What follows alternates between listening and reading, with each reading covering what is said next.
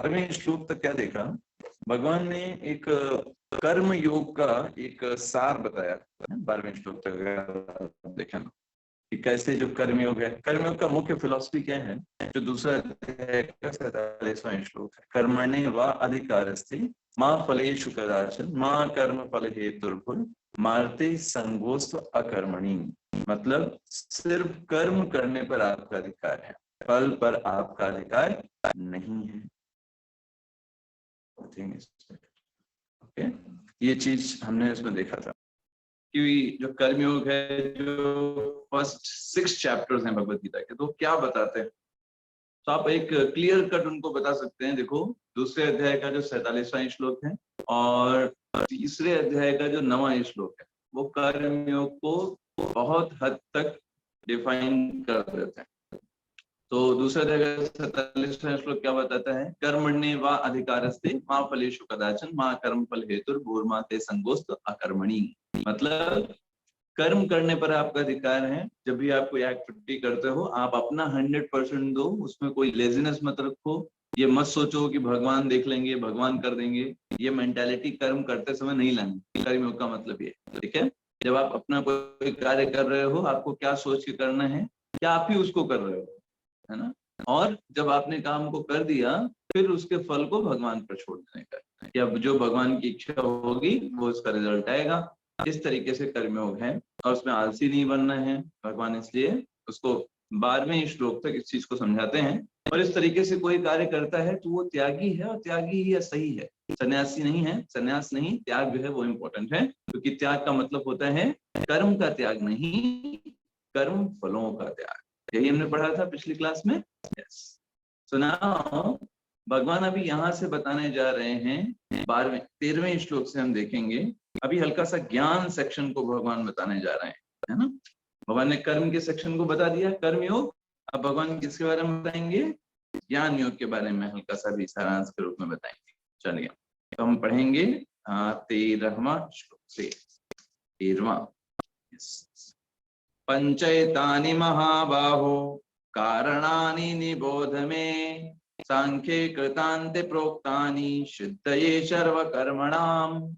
एक चीज और भी इम्पोर्टेंट है यहाँ पर कि भगवान ने, देखिए पिछले श्लोकों में क्या किया था, भगवान ने कहा था किस तरीके से व्यक्ति को अपने कर्म फलों से आसक्त नहीं होना चाहिए। पहली चीज, कर्म से आसक्त नहीं होना चाहिए और कर्म फलों की चिंता नहीं करनी चाहिए। दो चीजें बताई थी भगवान ने। किसमें बताया था, कौन से श्लोक में बताया था,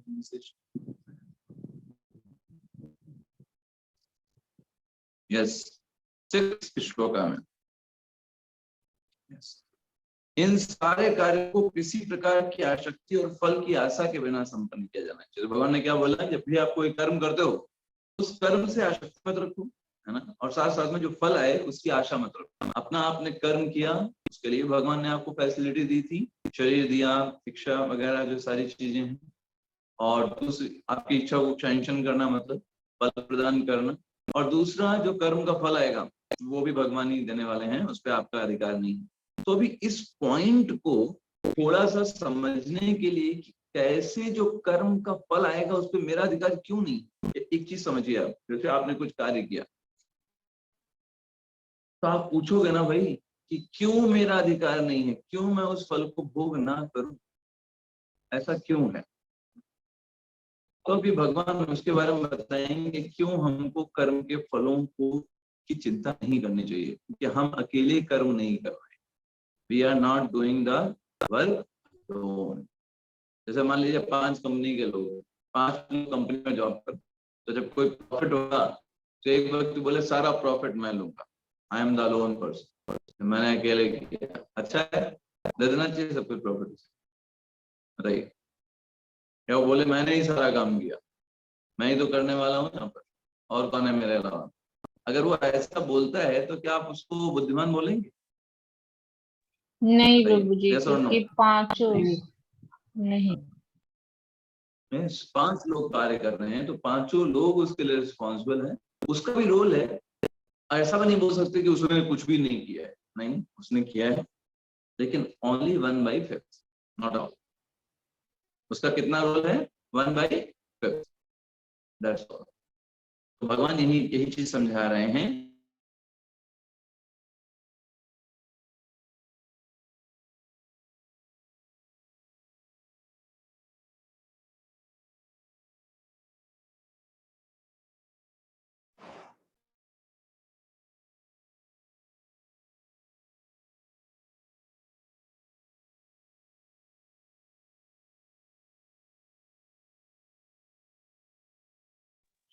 Prabhuji, you are not audible.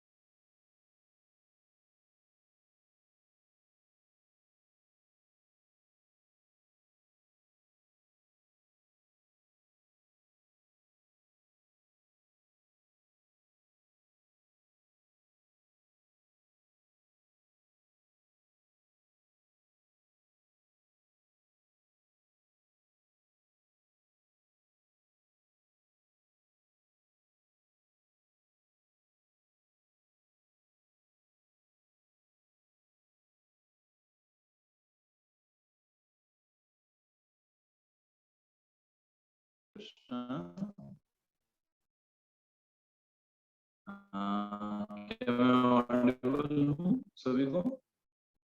नहीं प्रभु जी, हमारी आवाज ब्रेक हो क्या रही? Am I audible to everyone? क्या सुन पा रहे हैं? Okay.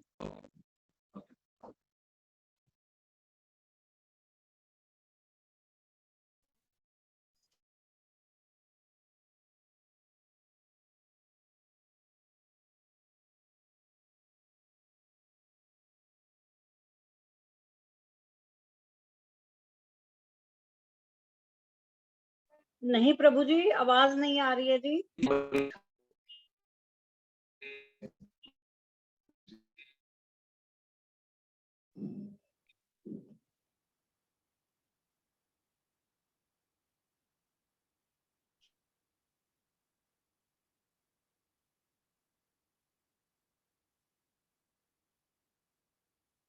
ऑडियो वीडियो दोनों ही डिस्टर्ब।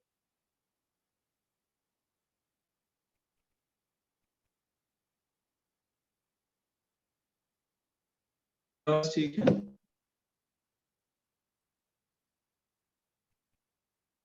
क्या आप बोल सकते हैं? बस ठीक है। नो प्रभु अभी जी, नहीं थी। Breaking, it's breaking. अभी नहीं थी। अभी शुरू हो रही है।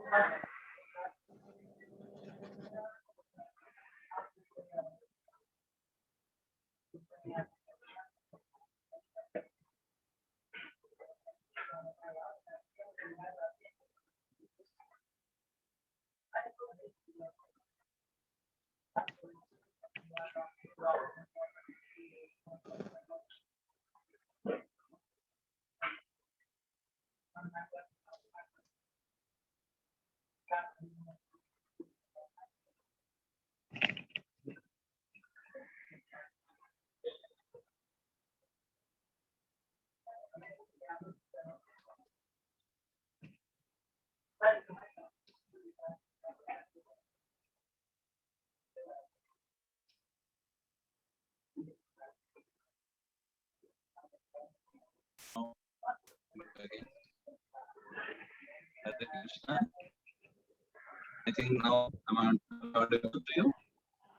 नहीं आ रही थी। बहुत जान रही साफ सुन। हरे कृष्णा, क्या आप सुन पा रहे हैं? हरे कृष्ण कृष्ण प्रभु जी, आवाज रुक रुक के आ रही है। नेटवर्क इशू है आपके साइड से। ब्रेक हो रही है डिस्टर्ब है प्रभु जी। प्रभु जी, डिस्टर्ब है थोड़ा। हरे कृष्णा, हरे कृष्णा। कृष्ण हरे हरे। हरे कृष्ण।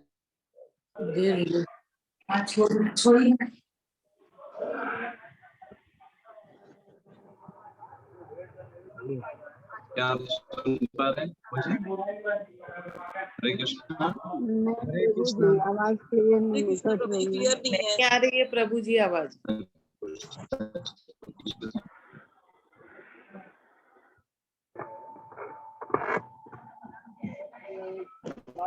कृष्णा सुन पा रहे हैं? हाँ अब कुछ ठीक है। आ रही है प्रभु जी। रंजीत ब्रो, अभी हाँ आ रही है आवाज? हाँ ओके। अब अभी कट तो नहीं रही आवाज?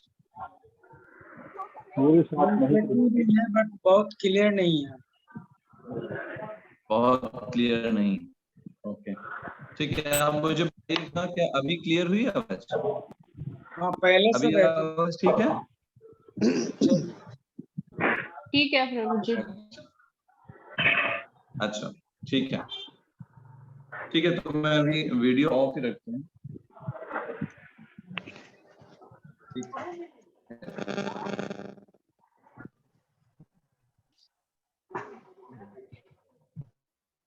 Just a minute.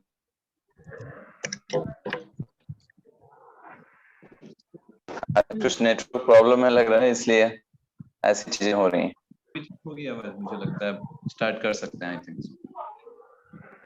रंजीत प्रभु जी।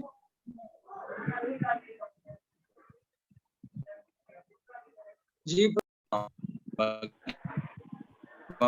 है कि देखो ये जो 5 कारण हैं इनको वेदांत में बताया गया है। तो भगवान जी देखिए, आप यहाँ पर एक चीज सीख सकते हैं भगवान के इस वाक्य से। कुछ बात बता रहे हैं ऐसे हवा में नहीं बता रहे, वो क्या बता रहे हैं कि वेदांत में ये चीज बताई गई। तो भगवान भी देखिए किसका सहारा ले रहे हैं? वेदों का सहारा ले रहे हैं। भगवान कह रहे हैं वेदांत की बात है, वेदांत में भी ऐसा बताया गया है ना। तो मतलब क्या है, भगवान भी इस चीज को हमें सिखाना चाहते हैं कि जब भी हम कुछ बोलें तो वो शास्त्रों से जुड़ा होना चाहिए। यस। अगर सोचिए भगवान करके कोई ऐसी बात बोले जो शास्त्रों में मना किया गया है, तो क्या एक बार जो आपके जैसे भगवान स्वयं है, भगवान स्वयं है गौतम बुद्ध बनकर, लेकिन उनकी बात को मना कर दिया गया। सोचिए भगवान की बात को स्वीकार कर दिया गया। तो लोग की बातों को स्वीकार नहीं करता, गौतम बुद्ध की बातों को क्यों नहीं स्वीकार करते? गौतम बुद्ध की बातों को स्वयं भगवान बोल रहे हैं लेकिन स्वीकार नहीं करते। क्यों? रीजन बता सकते हैं कोई? क्योंकि वो वेदों में विश्वास नहीं करते थे। द्वारा समर्थित नहीं है। वो वेदों को नहीं हाँ, विश्वास वेदों करते थे। द्वारा बहुत ज्यादा हिंसा हो रही थी तो उन्होंने अहिंसा बोला। हाँ, तो उसको बस ये माना गया है कि भगवान ये कुछ वो बोल रहे हैं ये उस समय आवश्यक था, ये परम सत्य बात नहीं बता रहे हैं वो, क्योंकि ये वेदों से संगत नहीं है और वेद जो है वो स्वयं भगवान के ही वाक्य हैं, तो कैसे भगवान उसके विपरीत हो सकते? तो कुल मिलाकर के शास्त्र जो है वो बहुत बड़ा एक पैरामीटर है ये समझने के लिए कि भगवान क्या कहते हैं और भौतिक जगत में कैसे हमको रहना है। इसलिए भगवान भी देख रहे हैं, कह रहे हैं सांख्य कृतांते, वेदांत में ये बताया गया है कि सभी कर्म करने के लिए, कोई भी आप कर्म करोगे ये 5 लोग जिम्मेदार रहेंगे ही रहेंगे, 5 चीजें जिम्मेदार रहेंगी ही रहेंगी, बिना इन 5 चीजों के कोई कार्य नहीं हो सकता। तो ये 5 चीजें कोई है, कौन कौन है? प्रभुपाद जी तात्पर्य बहुत सुंदर बताते हैं, कहते हैं कि अर्जुन ये प्रश्न पूछ सकता था कि यहाँ पर ये भी प्रश्न पूछा जा सकता है कि भाई ये जो कृष्ण भावनामृत में कार्य करता है इस व्यक्ति को कर्म का फल क्यों नहीं लगता? भाई ऐसा ये क्या करता है, क्यों इसको कर्म का फल नहीं लगता? बाकी लोगों को कर्म का फल लगेगा। जैसे हम 12वें श्लोक में देखते हैं भगवान यही तो बता रहे हैं ना कि भाई उसको इच्छित अनिच्छित और मिश्रित ये कर्म फल उसको नहीं मिलेंगे, है ना। उसको इन सबका दुख, सुख और दुख नहीं भोगना पड़ेगा। तो प्रश्न आता है क्या भाई क्यों इसको ऐसा नहीं भोगना पड़ेगा? ऐसा क्यों? बाकी लोगों को भोगना पड़ेगा, इसको क्यों नहीं भोगना पड़ेगा? क्या इसने ऐसा किया है? तो इसी के कारण में, इसी को समझाने के लिए भगवान ने अगले श्लोक में बोला कि देखो जब कोई भी कर्म हम करते हैं, चाहे कोई छोटे से लेकर बड़ा कोई भी कर्म हो, उस कर्म के लिए 5 लोग जिम्मेदार होते हैं। पंचैतानि, भगवान बोलते हैं महाबाहो, हे अर्जुन सुनो, उन 5 कारण हैं। और जब 5 कारण हैं और साथ में इसमें एक और कारण, एक कारण भगवान 5 के नाम भी बताएंगे। उसके पहले प्रभुपाद जी तात्पर्य में इस बात समझा दे रहे हैं कि भगवान हृदय में रहते हैं सभी के, सर्वस्य चाहम हृदय सन्निविष्टो। तो अगर कोई व्यक्ति भगवान के बताए गए निर्देशों के अनुसार कार्य कर रहा है तो उसमें कैसा दोष है? उसमें कोई दोष है ही नहीं, इसलिए उसको कोई कर्म फल नहीं लगे। कर्मफल कब लगता है? जब कोई व्यक्ति बताए गए नियम के विरोध में कोई कार्य करता है। सरकार ने नियम बनाया बाईं तरफ चलना है, आप बाईं तरफ चलिए, कोई दिक्कत नहीं, कोई आपको कुछ नहीं पकड़ेंगे। दाएं तरफ लेकर के चलेंगे अब आपको पकड़ा जाएगा ना। तो वैसे ही तो वेदों के आधार पर, भगवान के बताए गए नियमों के आधार पर जब हम अपने जीवन यापन करते हैं तो उसका कोई कर्मफल हमको नहीं लगेगा। भगवान की सेवा के लिए कर रहे हैं, कोई कर्मफल नहीं लगेगा। सारे वेद और शास्त्र यही कहते हैं, वेदांत कृत दैव विदेह चाहम। भगवान बोलते हैं कि सारे वेदों का सार क्या है? मैं हूँ। वेदों का रचनाकार कौन है? मैं हूँ। वेदों के द्वारा किसको जाना जाना है? मुझे जाना जाना है। तो अगर ये चीज भगवान ही है, भगवान को ही समझना है, तो भगवान के द्वारा बताए गए निर्देशों को जो वेदों में लिखे गए हैं, अगर उसके अनुसार कोई व्यक्ति कार्य कर रहा है तो उसको कर्मफल क्यों लगेगा? ये चीज यहाँ पे समझाया जा रहा है। इसलिए भगवान ने कहा वेदों में, वेदांतों में इस बात को बताया गया है कि 5 चीजें कर्म करती हैं।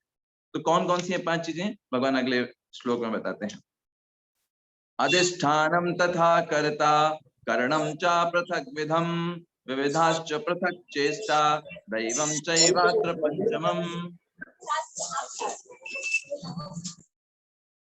यस, तो सबसे पहले हम इसमें देखेंगे क्या क्या है वो। यस, पढ़िएगा रंजीत प्रभु जी। हरे कृष्ण प्रभु जी। हरे कृष्ण। कर्म का स्थान शरीर, कर्ता, विभिन्न इंद्रियां, अनेक प्रकार की चेष्टाएं तथा परमात्मा, ये 5 कर्म के कारण है। हरे कृष्ण प्रभु जी। तो भगवान ने यहाँ पर बेसिकली ये बताया कि किस प्रकार से अलग अलग कारण हो सकते हैं कोई भी कर्म करने के। अलग अलग कारण हो सकते हैं। 5 कारण कौन कौन से हैं? पहला भगवान क्या बता रहे हैं? अधिष्ठानम।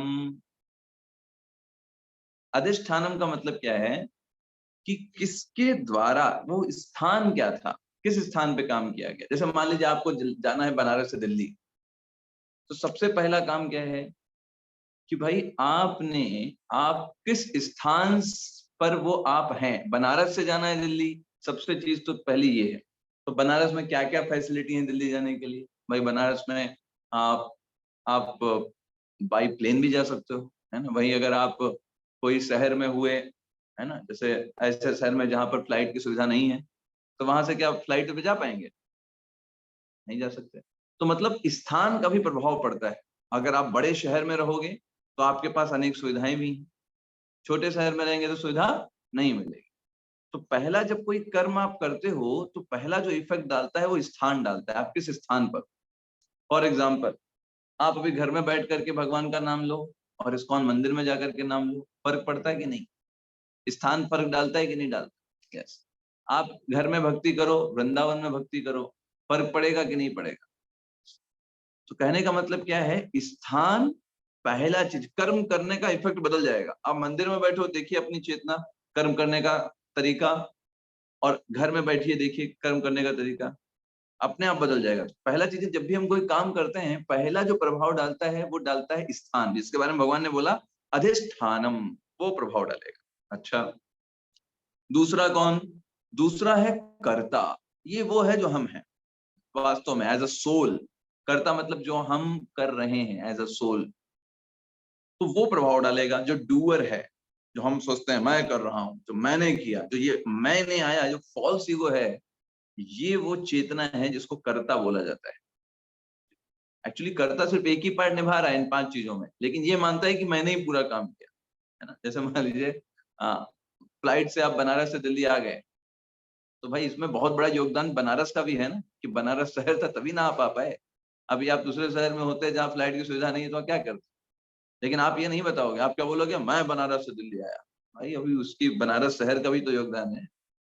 दैट्स द थिंग, कि वहां पे ये सब था, लेकिन वो नहीं बोलेगा। फॉल्स ईगो सिर्फ अपने आप को मानता है, जैसे वही प्लेन चलाया, वही बैठा, वही मेन व्यक्ति है।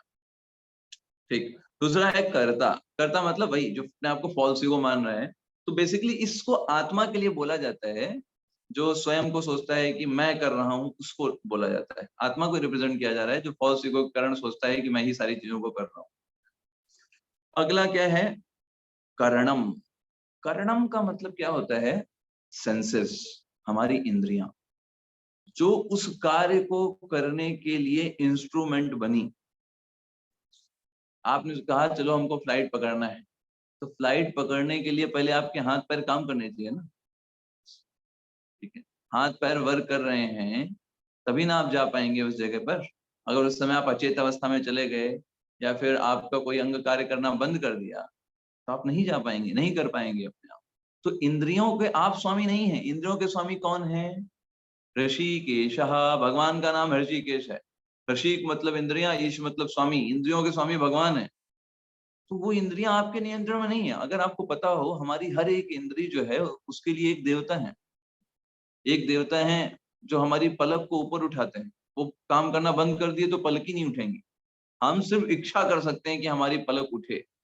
देवता जो होते हैं वो उसको ऊपर उठाते हैं, है ना। हर एक इंद्रियों पर एक देवता बैठे हैं। रामचरितमानस में तुलसीदास जी वर्णन करते हैं कि जितने भी हमारे झरोखे हैं, झरोखे मतलब जिससे जो छिद्र हैं हमारे, हर छिद्र पर देवता है। वो जब एक्शन करते हैं तब चीजें होती हैं। वो एक्शन नहीं करेंगे तो वो नहीं कार्य होगा। तो अभी यहाँ पर करणम मतलब वो सेंसेस हैं, अगर वो अच्छे नहीं होंगे तो वर्क नहीं होगा। जैसे मान लीजिए आपको फ्लाइट पे जाना था बनारस से दिल्ली, अगर फ्लाइट में सही तरीके से उसका वर्किंग नहीं होगा, है ना, तो आप नहीं जा पाएंगे। अभी देखिए कल ही की तो बात है, हाँ यस, कल ही की बात, कल परसों की बात है।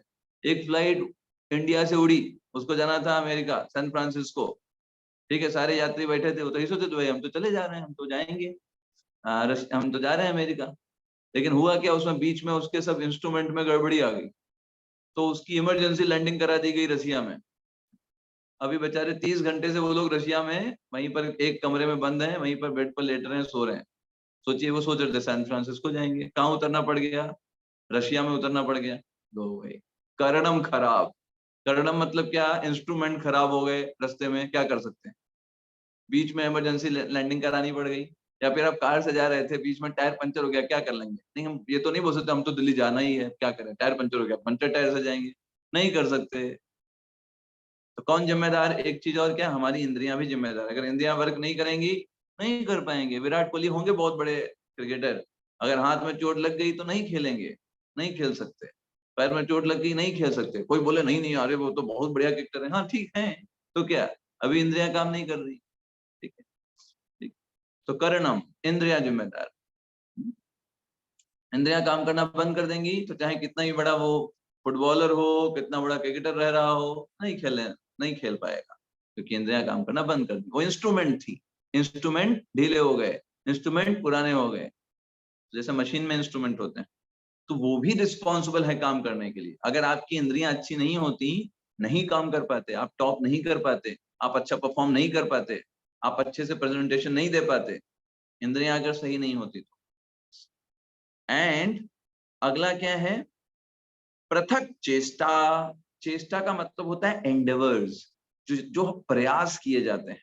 तो प्रयास का इसको क्या बताया जाता है, इसको बताया जाता है हमारे अंदर कई सारी प्राण वायु होती है जिसके कारण बॉडी मूव करती है। जैसे आपकी इच्छा हुई कि मुझे हाथ उठाना है, तो प्राण वायु जो होती है वो वर्क करती हैं, उसको चेष्टा बोला जाता है। उनके द्वारा एक सर्टेन जो है अमाउंट ऑफ प्रेशर, जो प्राण वायु डिफरेंट प्रकार की बह रही हैं, वो इफेक्टिव होती हैं।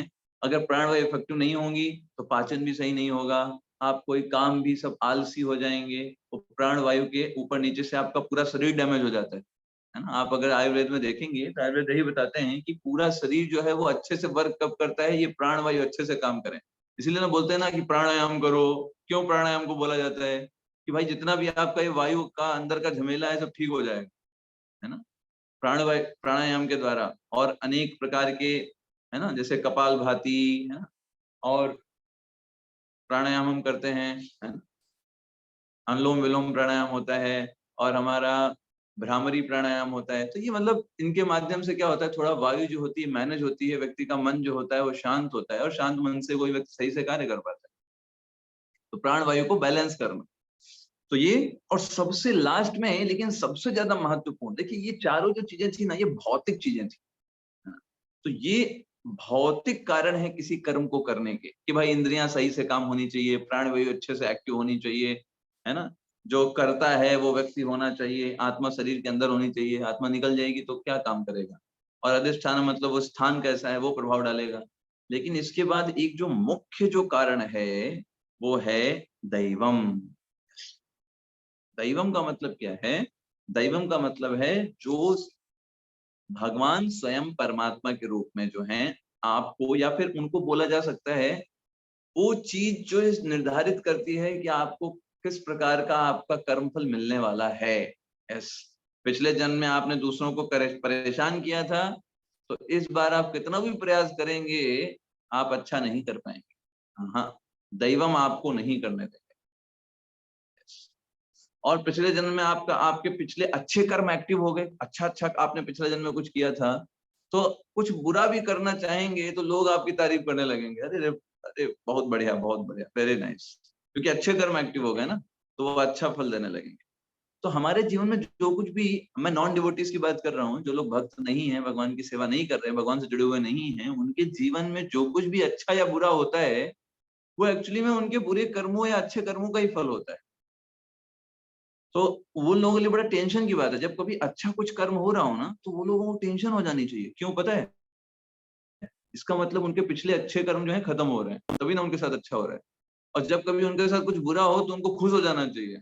क्यों? मतलब बुरे कर्म जो है वो कट रहे हैं, ऐसे समझिए।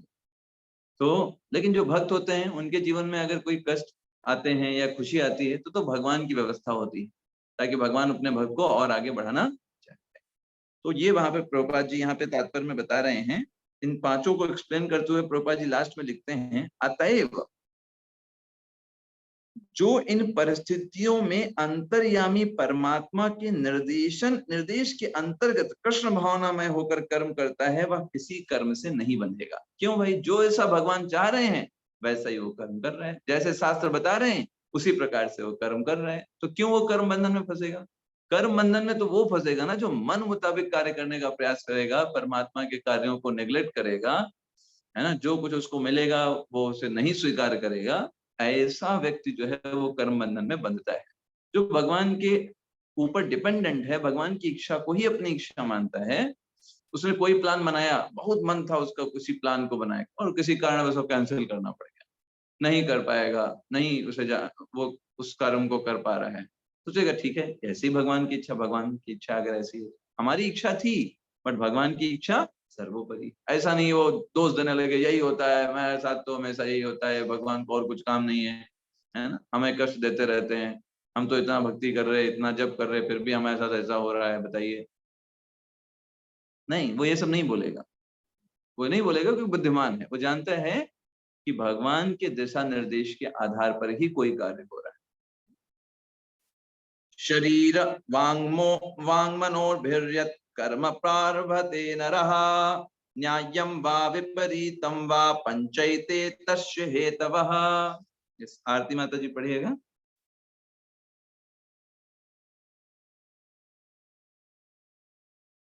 अच्छा, एक मिनट।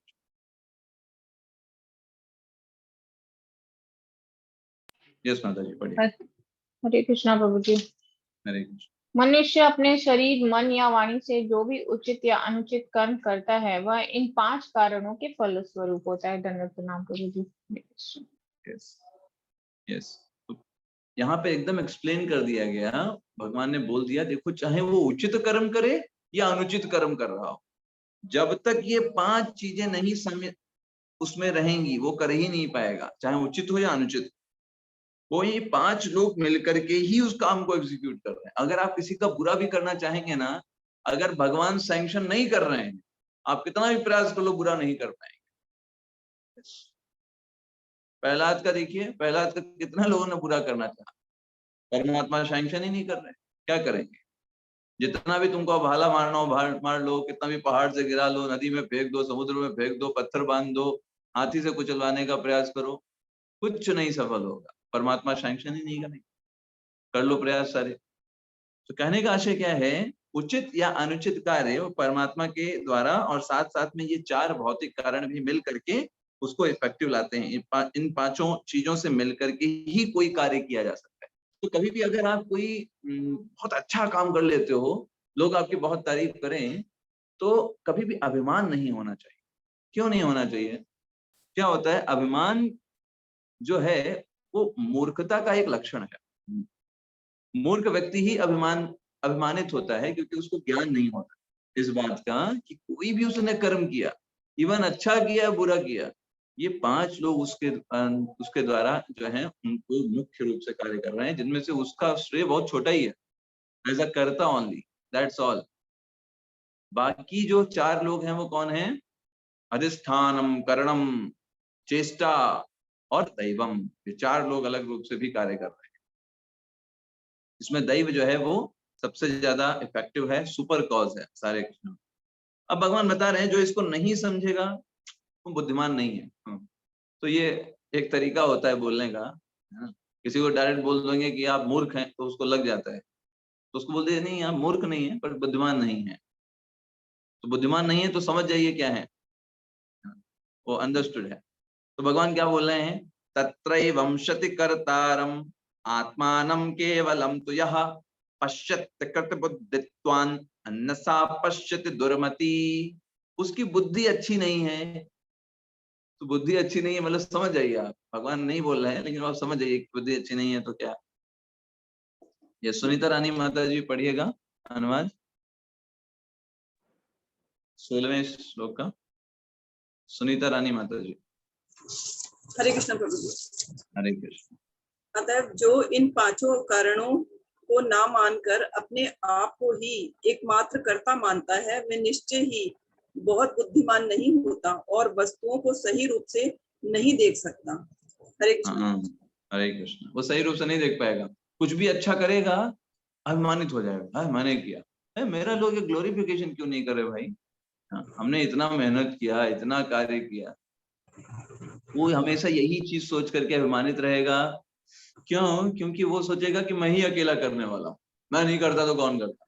नहीं, जो बुद्धिमान होगा वो कभी भी इस तरीके से नहीं सोचेगा, इसलिए कर्म फल उसको नहीं लगता है। आप बात समझ रहे हैं? ये जो प्रश्न उठा था कि क्यों कृष्ण भावना भावित जो व्यक्ति है उसको कर्म फल नहीं लगता, उसको इसीलिए कर्म फल नहीं लगता क्योंकि वो जानता है कि वो डूअर नहीं है, वो सबसे लास्ट डूअर नहीं है, और वो जो भी कार्य करता है वो परमात्मा जिस तरीके से उसको जीवन में बहाना चाहते हैं, ले जाना चाहते हैं, वो उस तरीके से बहता हुआ भगवान की इच्छाओं पे निमित्त कार्य करता हुआ कार्य करता है, जैसे अर्जुन करेगा। यस, निमित्त मात्रम भव सभ्य साची, निमित्त बनो अर्जुन, बस, है ना। एक अच्छा इंस्ट्रूमेंट बनना है। कोई पूछे आपको क्या बनना है, तो हमें बस यही बोलना चाहिए, we just want to become a good instrument in hands of Krishna। भगवान कृष्ण के हाथों में एक अच्छा इंस्ट्रूमेंट बने, जिस तरीके से भक्त यूज करना चाहें, जहां हमारे जरूरत पड़े, जिस भी तरीके से। भाई हर इंस्ट्रूमेंट की अपनी अपनी उपयोगिता है। आप ये नहीं बोल सकते कि, है ना, पेचकस की जरूरत नहीं है, प्लास ही सबसे अच्छा होता है। जहां प्लास नहीं काम करेगा पेचकस काम करेगा। तो ऐसा कोई भी डिवोटी नहीं है जो जिसके बारे में बोला जाए कि नहीं नहीं ये डिवोटी की जरूरत नहीं है। नहीं, हर डिवोटी को भगवान की जरूरत है, भगवान की जरूरत, भगवान को सबकी जरूरत है। तो उस तरीके से सोचना चाहिए यहाँ पर। तो भगवान यहाँ पे क्या बोल रहे हैं कि मूर्ख व्यक्ति, या प्रभुपाद जी तात्पर्य में बताते हैं, मूर्ख व्यक्ति यह नहीं समझता कि परमात्मा उसके अंतर में उसके मित्र के रूप में बैठा हुआ है और उसके कर्मों का संचालन कर रहा है। वो क्या सोचेगा, अरे मैं ही तो सब कुछ कर रहा हूँ, मैं ही तो मजे ले रहा हूँ, मैं ही तो आनंद भोग रहा हूँ, मेरी तो मेहनत का परिणाम सब कुछ है। ये मूर्ख व्यक्ति का लक्षण है, मैं। जब उससे आप बात करेंगे तो पूरे, अगर आधे घंटे बात करेगा तो उसमें 10 मिनट उसने मैं शब्द का प्रयोग किया होगा। मैंने ये किया, मैंने वो किया, मैंने ये सुना, मैंने वो किया। वो ये नहीं बोलेगा कि भगवान की कृपा से ये हो पाया, ये सही वाक्य है। भगवान की इच्छा थी तो मैं कर पाया, भगवान ने मेरी इच्छा को अच्छा रखा। ये हमारा एटीट्यूड होना चाहिए। कार्य भगवान ही मुख्य रूप से कर रहे हैं, और हम अगर चाहें तो उनके निमित्त बन सकते हैं उन कार्यों के। जैसे फॉर एग्जाम्पल, भक्त बनना ये हमारी चॉइस है। चाहे आप भक्त करिए, भक्ति नहीं करिए, ये आपकी चॉइस, ये इंडिविजुअल चॉइस। भक्ति कभी भी फोर्स से नहीं हो सकती। यस, कोई व्यक्ति आपको बोला चलो भक्ति करना है, आपको भगवान का नाम जपना है, आपको ठीक है कर लेंगे प्रभु जी, कर लेंगे माता जी, 1-2 दिन करेंगे छोड़ देंगे। अगर हृदय में प्रेम नहीं है, भगवान का नाम नहीं जप कर सकते। नहीं कर पाएंगे, हृदय में प्रेम होगा, हमारी चॉइस है, हमारी इच्छा है, हम भगवान के लिए प्रसन्नता के लिए करना चाहते हैं ना, तब वो चीज आती है। जब वो आएगी फिर कोई छुड़ा नहीं पाएगा, किसी की हिम्मत नहीं छुड़ा, कि वो भगवत प्रेम जो होता है वो जब भगवत प्रेम के द्वारा होगा, फोर्सफुली नहीं। यस, तो यहाँ पर देखिए क्या बताया जा रहा है, प्रभुपाद जी बता रहे हैं अंतिम कारण तो स्वयं भगवान है। यस, प्रभुपाद जी क्या कह रहे हैं, यद्यपि स्थान, कर्ता, चेष्टा तथा इंद्रियां ये भौतिक कारण है, इसमें भगवान का योगदान नहीं था, लेकिन अंतिम और जो मुख्य कारण है, जो कोई कर्म कोई कुछ कर पा रहा है उचित या अनुचित, वो तो भगवान है। तो भाई मनुष्य को क्या करना चाहिए, मनुष्य को सिर्फ ये 4 भौतिक कारण ही ना देखे, वो परम सक्षम कारण को भी देखे, और अपने वह परमेश्वर को नहीं देखता है, अपने आप को कर्ता मानता है, यही उसकी समस्या है। अच्छा, अब जो व्यक्ति ऐसा ना करे, इसका मतलब वो व्यक्ति बुद्धिमान होगा, है ना, और परमात्मा को देख रहा है कर्ता के रूप में। कौन काम कर रहा है, भगवान काम कर रहे हैं। अच्छा, फिर आप क्या कर रहे हो, हम भगवान की जो इच्छा है उसी में सहमत है। हम भक्त बन रहे हैं, ये भगवान की इच्छा है, हम उसमें सहमति दे रहे हैं। हाँ, हम जब कर रहे हैं, ये भगवान की इच्छा है कि हम जब करें, एक भक्त बने, तो हमारी जब करने की इच्छा है, इसका मतलब क्या है कि भगवान की इच्छा में हमने सहयोग दे दिया। आप बात समझ गए, भगवान का मंदिर बन रहा है, ये भगवान की इच्छा है, भगवान की इच्छा है, तो अगर हमने सहयोग किया, मतलब अब हमने भगवान के उस कार्य में सहयोग किया। आप ऐसे समझो कि जैसे मंदिर निर्माण होता है, तो कैसे मान सकते हैं भगवान की इच्छा है, क्योंकि भाई भगवान चाहते हैं कि सब लोग भक्त बने। आपको कैसे प्रूव, आप कैसे बता सकते हो भगवान चाहते हैं कि सब लोग भक्त बने, तो भगवान क्यों भगवत गीता बोल रहे हैं, भगवान क्यों कर रहे हैं, मन मना भव मत भक्तो मध्याजी माम नमस्कुरु, मेरे भक्त बनो, मेरी पूजा करो, मुझे नमस्कार करो। भगवान जैसे हर पिता चाहता है कि उसका बेटा जो है सुधरे, एक अच्छा व्यक्ति बने, उसकी बात माने और अपने जीवन को अच्छा करे, है ना। उसमें उस पिता का कोई स्वार्थ नहीं होता है, वो पिताजी स्वार्थी है, पिताजी स्वार्थी नहीं है, वो उसकी भलाई के लिए सोच रहे हैं। ऐसे ही भगवान हम सारे बद्ध जीवों के लिए, जो उनको छोड़ करके इस जगत में भटक रहे हैं, दर दर ठोकरे खा रहे हैं, कभी एक शरीर लेते, कभी दूसरा शरीर लेते, है ना, अनेक, कभी कुत्ता बिल्ली सुअर अनेक अनेक योनियों में घूम रहे हैं, है ना। तो भगवान हमारी मदद करने के लिए, हमें सहारा देने के लिए हमको क्या चाहते हैं कि हम भक्त बने। अब भक्त कैसे बनेंगे, भगवान इंटरफेयर नहीं कर सकते, क्यों, क्योंकि उन्हीं को हम छोड़ के आए, तो भगवान इंटरफेयर नहीं करते। तो भगवान कैसे मदद करते हैं, गुरु के माध्यम से, डिवोटीज के माध्यम से। अच्छा, डिवोटीज कहाँ मिलेंगे, डिवोटीज तो फिर मंदिर में मिलेंगे ना, टेम्पल के माध्यम से ही, है ना। जब कोई कोर्स स्टार्ट होगा, है ना, या फिर कोई एक्टिविटी होगी टेम्पल में, जिसके द्वारा लोग नए नए टेम्पल्स में आएंगे, सीखेंगे, ज्ञान अर्जित होगा। तो इसलिए हम समझ सकते हैं किस प्रकार से भगवान की इच्छा है मंदिर का निर्माण हो, मंदिर जो है उसमें और अधिक भक्त जुड़े, और अच्छे से भगवान की शिक्षाएं लोगों तक पहुंचे, इस तरीके से। तो वो बुद्धिमान व्यक्ति है जो भगवान की इच्छा समझे और भगवान का कार्य माने उसको। इसको कैसे समझ सकते हैं, 17 श्लोक, यश्यम ना अहंकृतो भावो, जिसके अंदर ये अहंकार की भावना नहीं है। समझिएगा, भगवान की आपने कई बार ये सुना होगा कि अहंकार एक ऐसी चीज है, भगवान को नफरत है उससे, भगवान का भोजन है अहंकार। जिसके अंदर अहंकार आ जाता है, भगवान की कृपा प्राप्त नहीं कर पाता। इसलिए भगवान को दीन बंधु बोला जाता है। दीन बंधु क्यों, क्योंकि वो व्यक्ति अपने आप को दीन मानता है, वो अपने आप को नहीं माना मैं बहुत बड़ा ये हूँ, मैं वो हूँ, मुझे ये आता है वो आता है। तो ठीक, आता है तो अपना रखो अपने पास, तुमको फिर भगवान की जरूरत नहीं, तुम तो अपने आप में खुश हो ना, तुम बहुत बड़े ज्ञानी हो, तुम्हें बहुत नॉलेज है, तुम बहुत ऐश्वर्यशाली हो, रूपवान हो, तो खुश हो मतलब अपने आप में। भगवान की क्या जरूरत तुमको, भगवान को तो जरूरत तो दीनहीन लोगों को है ना, जिनके पास चीजें नहीं। जैसे आप कभी अगर रास्ते पे गए हो, तो आप किन भिखारियों को भीख देते हैं, एक जो बड़ा सूट बूट पहना हो, टाई वाई लगाया हो, है ना, और आपके सामने आके बोले हाँ लाओ 10 रुपए निकालो, आप ऐसे व्यक्ति को भीख दोगे? या जिसके कपड़े एकदम फटे नुचे हों, पैर भी बेचारे के चल ना पा रहा हो, चल ना पा रहा हो, बोल भी ना पा रहा हो, भीख दे दो, आप बेचारे पे दया खा के उसको दोगे या सूट बूट वाले को दोगे, बताओ। फटे पुराने वाले को देंगे। क्यों, उसको क्यों दिया, सूट बूट वाले को क्यों नहीं, वो तो इतना तैयार हो गया है।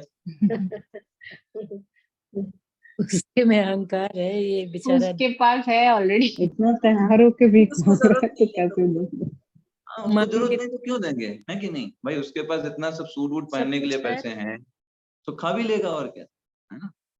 तो अगर आप अपने आप को बहुत बड़ा ज्ञानी, बहुत बड़ा आप सोचते हो कि आपको बहुत ज्ञान हो गया है, आप सबको संस्कृत आती है, आपको 10 लैंग्वेज आती हैं, आपके पास पैसे हैं, धन है, अपना सुरक्षा आप अपने आप कर सकते हो, क्या जरूरत फिर भगवान की? भगवान तो ऐसे भक्तों के आते हैं जो अपने आप को दीन मानते हैं, इसलिए भगवान को दीन बंधु बोला जाता है, अमीर बंधु नहीं बोला जाता। दीन बंधु, जो अपने आप को दीन मानता। दीन हम सब हैं, मानने की बात है, मानो या मत मानो। तो यहाँ पे वही बताया जा रहा है, यशम ना अहंकृतो भाव, जिसके अंदर ये अहंकार की भावना नहीं है कि कोई चीज मेरी है ना, या ऐसे करके कोई भी अहंकार की भावना नहीं है। बुद्धि यस्य न लिप्यते, है ना, और उसकी जिसकी बुद्धि बंधी हुई नहीं है।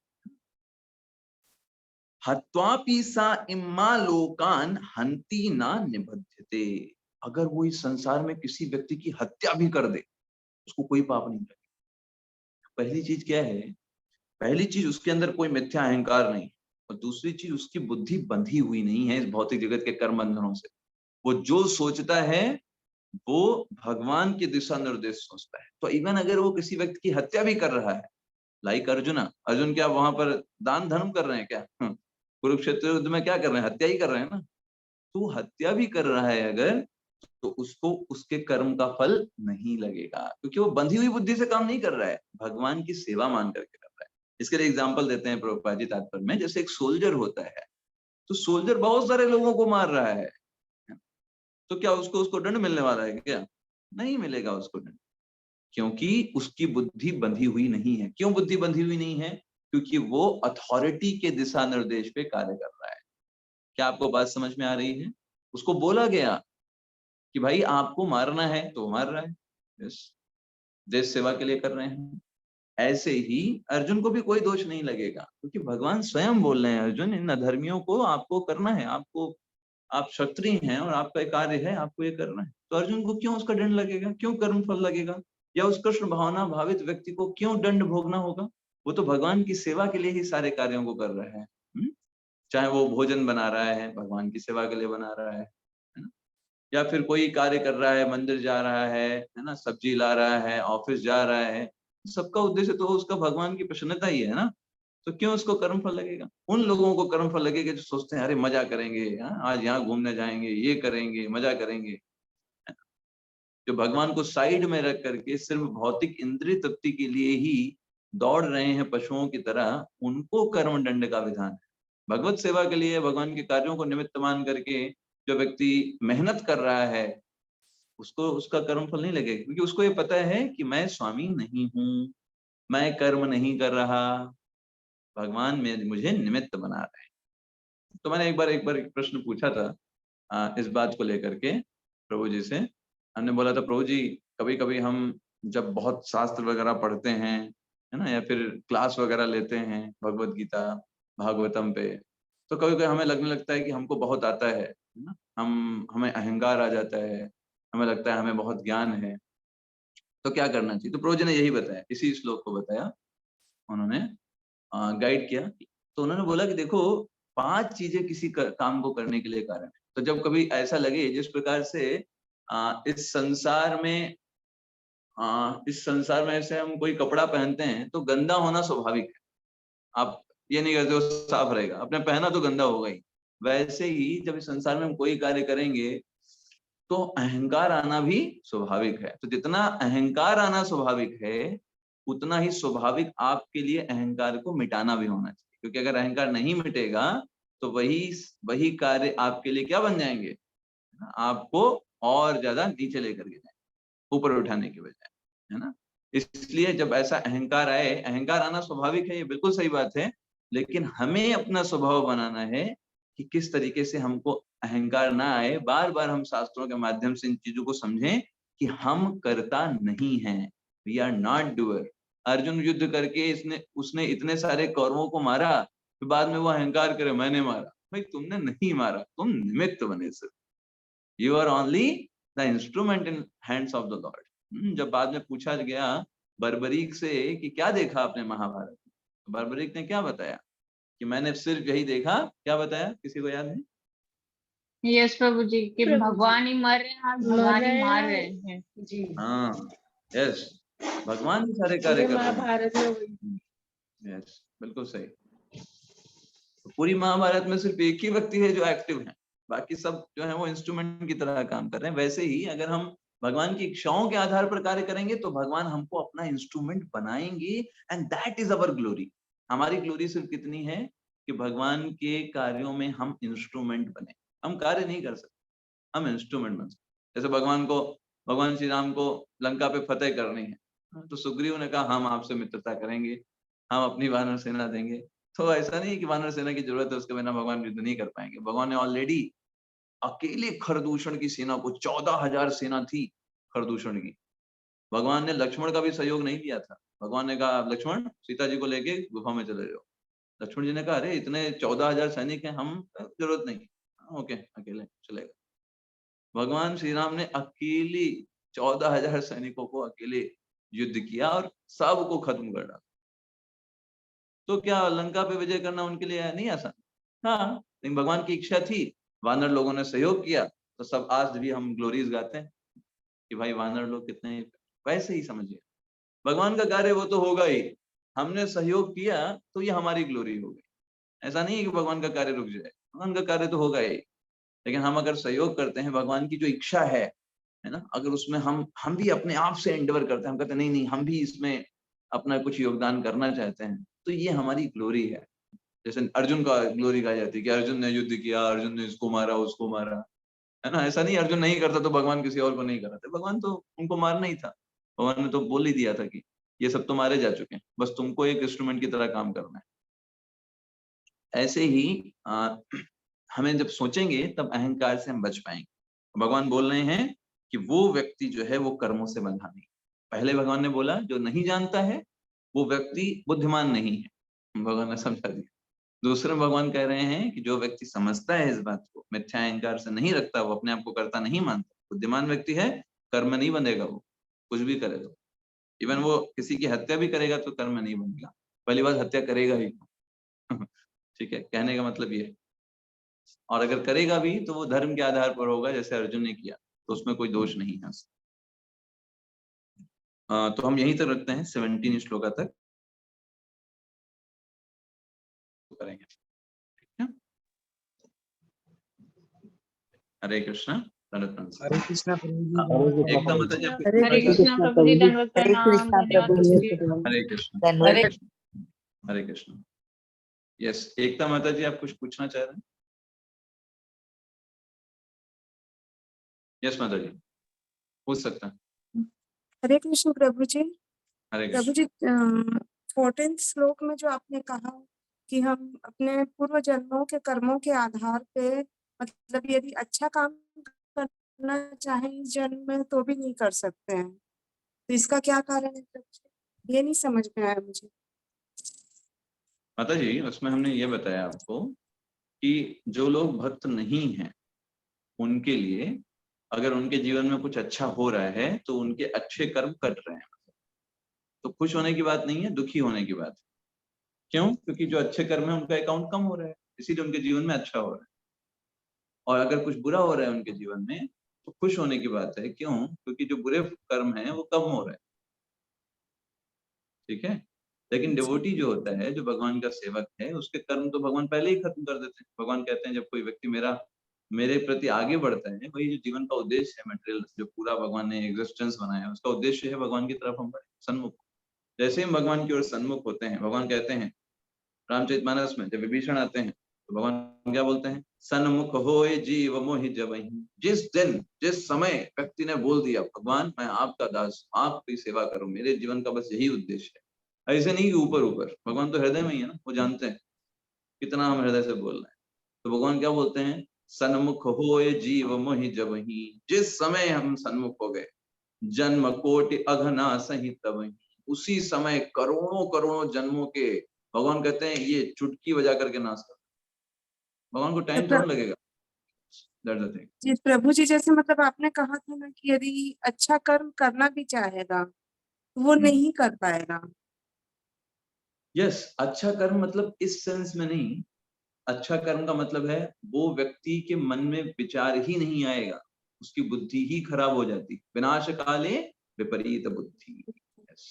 जैसे रावण को कितने लोगों ने समझाया, उसकी पत्नी ने समझाया, उसके ससुर ने समझाया, विभीषण ने समझाया, नहीं कर पाएगा, नहीं शरण में जाएगा, जा ही नहीं सकता, क्योंकि उसके इस तरीके से कर्म एक्टिव है, उसका वही राक्षसी स्वभाव ही उस पर एक्टिव होगा, वो चाह करके भी अच्छा नहीं कर पाएगा, हावी हो है ना उसके। इसको बोलते हैं कि यहाँ पे रामचरितमानस में बताते हैं तुलसीदास जी कि कैसे जब किसी पर कोई जो नियति जो होती है वो हावी होती है, वो व्यक्ति चाह करके भी कुछ अच्छा नहीं करता। आप नावै ताहि पर ताहि तहां ले जाए, वो इस तरीके का उसके ऊपर होता है। वो उसके साथ जब कुछ गलत होने वाला होगा, उसके बुरे कर्म एक्टिव हो जाएंगे ना, वो अपने आप ही ऐसी जगह पे चला जाएगा जहां पर उसका विनाश संभव है। अपने आप वो ऐसी ट्रेन में बैठेगा, अपने आप ऐसी फ्लाइट में बैठेगा, अपने आप ऐसे कार में बैठेगा जिसका एक्सीडेंट होना है, वो अपने आप उसकी मति में वो चीजें आ जाए, क्योंकि कर्म फल हावी हो गया पिछले जन्म के, अपने आप में उसका मन आएगा चलो इधर चलते हैं। तो इसलिए तुलसीदास जी कहते हैं उसमें कि आप ना वही ताहि पर, काल स्वयं कभी भी ऐसा नहीं होता है काल हमारे ऊपर आ गया, नहीं, काल जहां पर होता है वहां पर हमारी बुद्धि लग जाएगी, हम उधर ही जाना चाहेंगे, वही काम करना चाहेंगे। यस प्रभु जी। हरे कृष्ण प्रभु जी। हरे कृष्ण। दंडवत प्रणाम। श्रीमद् भगवद गीता की जय, श्रील प्रभुपाद की जय। हरे कृष्ण।